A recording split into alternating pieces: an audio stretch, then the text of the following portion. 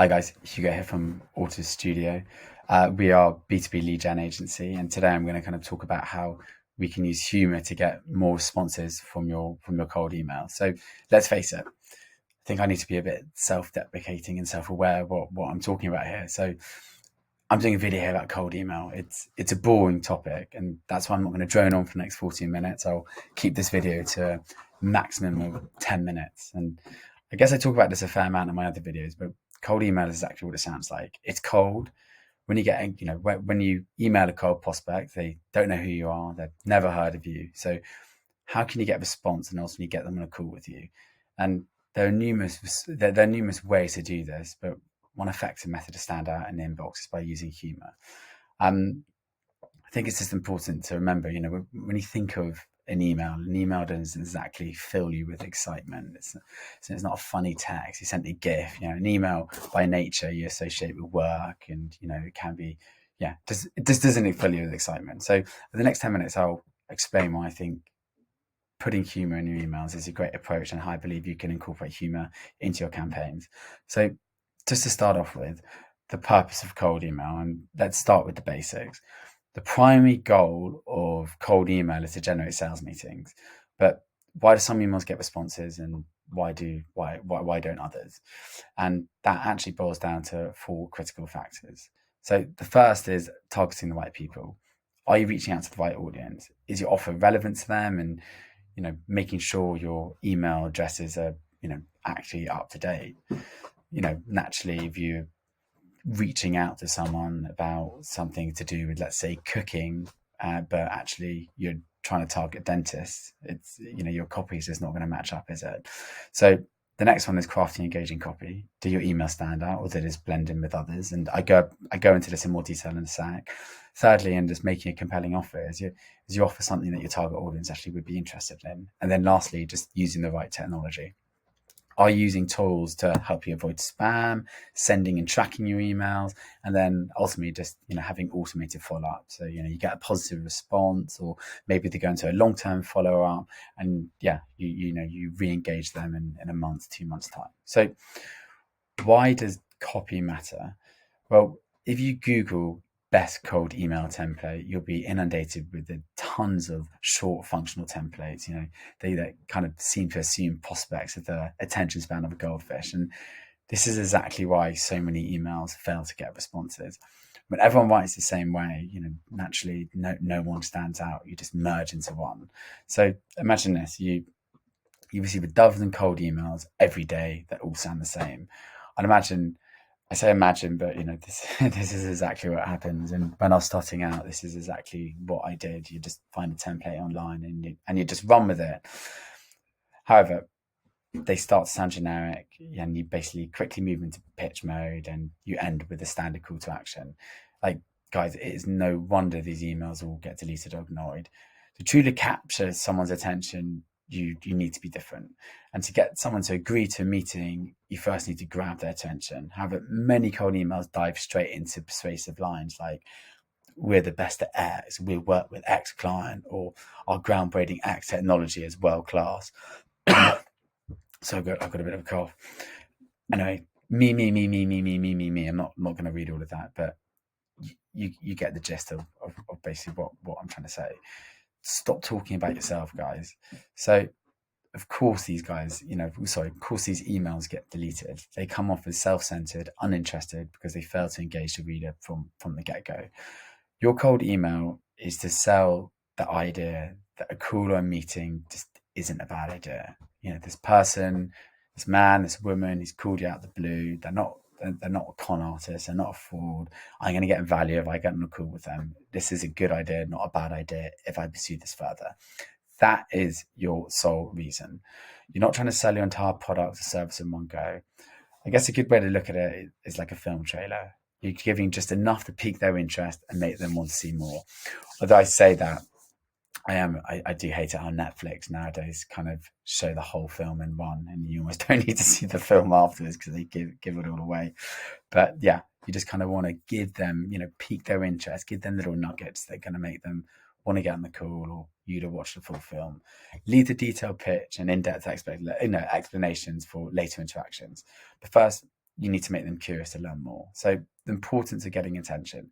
So in the UK, there's this basically ex-ad man, he's a bit of a guru and marketing genius called Dave Trott, and he's written some brilliant books that I highly recommend. But let's focus on one of his simplified, relatable examples that perfectly illustrates the point I'm trying to make.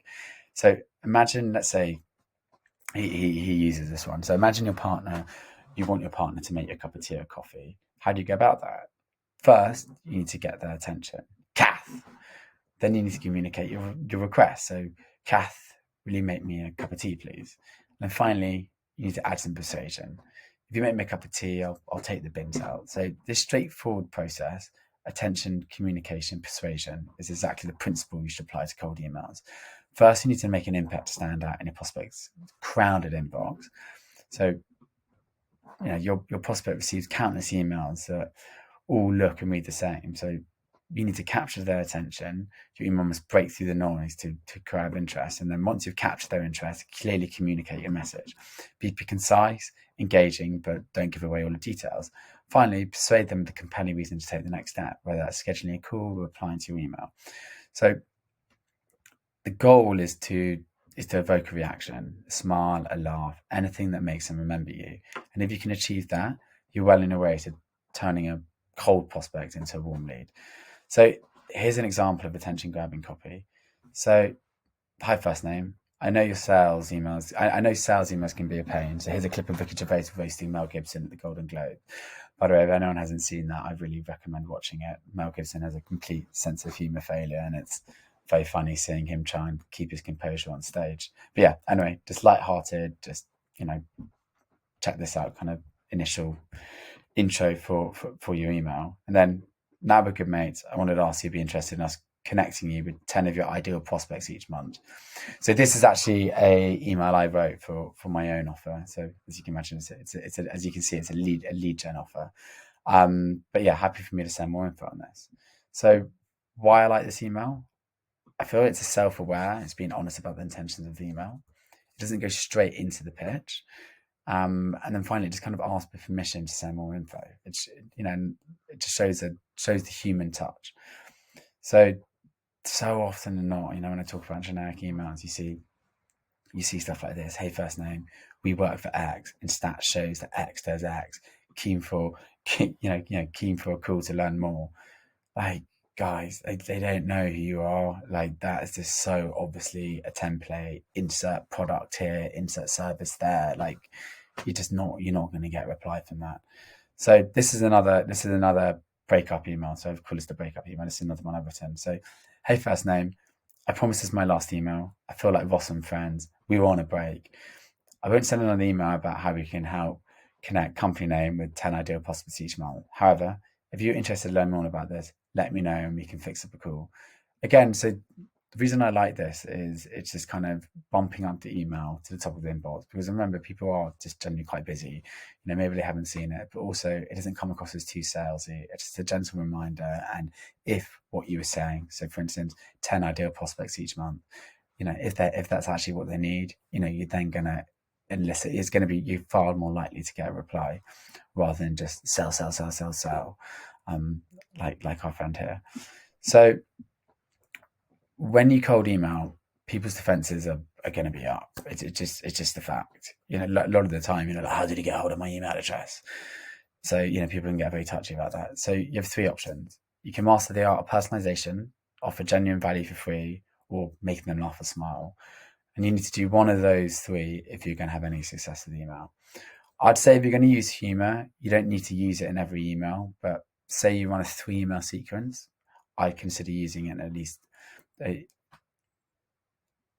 So that's wrong. I don't know why I wrote that. At least one of the emails there. Sorry, there's a space there. At least one of the emails, be it breaking the ice or giving them a gentle nudge. So the role of humor in business. So often in business, I believe people take themselves far too seriously, and I'm a big believer that humor can really help transform your emails from actually being forgettable, just another wishy-washy templated email, to actually being unforgettable. And in a world where inboxes are flooded with dull, formal emails, a touch of humor can actually really transform your emails. And so I repeat myself there, from being forgettable to unforgettable. Humour does more than just entertain. I actually believe it also qualifies your prospect. You're injecting personality and wit into emails. You're attracting those who appreciate more human, light-hearted approach, and at the same time, it naturally filters out those who may not be the right fit for your style or company culture. And this means that the responses you get are more likely to be from prospects who are generally interested and aligned with your approach. Also, a well-timed joke or clever remark is actually just going to help break down the barriers, making the receptor much more open to your message.